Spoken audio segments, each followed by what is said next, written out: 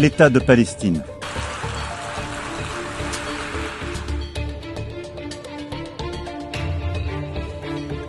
Sejumlah negara barat akhirnya mengakui Palestina sebagai sebuah negara. Siapa saja negara-negara tersebut dan apa dampaknya terhadap invasi Israel di Gaza, Palestina yang saat ini masih terus berlangsung? Apakah mungkin perang akan berakhir jika semakin banyak negara yang mengakui Palestina sebagai sebuah negara?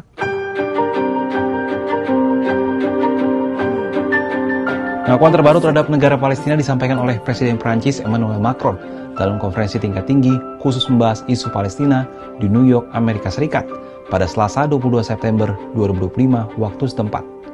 KTT khusus itu diprakarsai oleh Presiden Macron dan putra mahkota Arab Saudi Pangeran Muhammad bin Salman.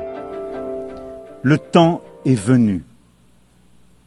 C'est pourquoi, fidèle à l'engagement historique de mon pays au Proche-Orient, pour la paix entre le peuple israélien et le peuple palestinien, je déclare que la France reconnaît aujourd'hui l'État de Palestine.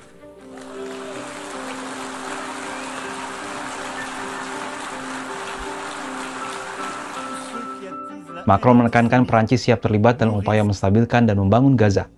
Prancis juga bersedia meningkatkan kapasitas aparat pertahanan Palestina. Hal ini memperkuat pembuatan kerangka demokrasi oleh rakyat Palestina. Menurut Macron, mengakui solusi dua negara harus diikuti langkah nyata. Israel harus menghentikan serangan ke Gaza, menarik pasukan agar keluar dari Gaza, dan membuka jalur akses bantuan sosial. Di sisi Palestina, Hamas harus memulangkan 49 orang sandera yang tersisa, baik hidup ataupun mati. Macron pun meminta dengan solusi dua negara berarti negara-negara Arab mengakui kemerdekaan Israel. Ini menjadi pilar perdamaian di Timur Tengah. Pengakuan Prancis ini membuat total ada sebanyak 142 dari 193 negara anggota PBB mengakui kemerdekaan Palestina. Pengakuan Prancis ini menambah daftar negara-negara barat yang telah terlebih dahulu mengakui Palestina. Sebelumnya Inggris, Australia, dan Kanada telah mengumumkan bahwa mereka mengakui negara Palestina. Lantas apa dampak pengakuan ini terhadap Palestina?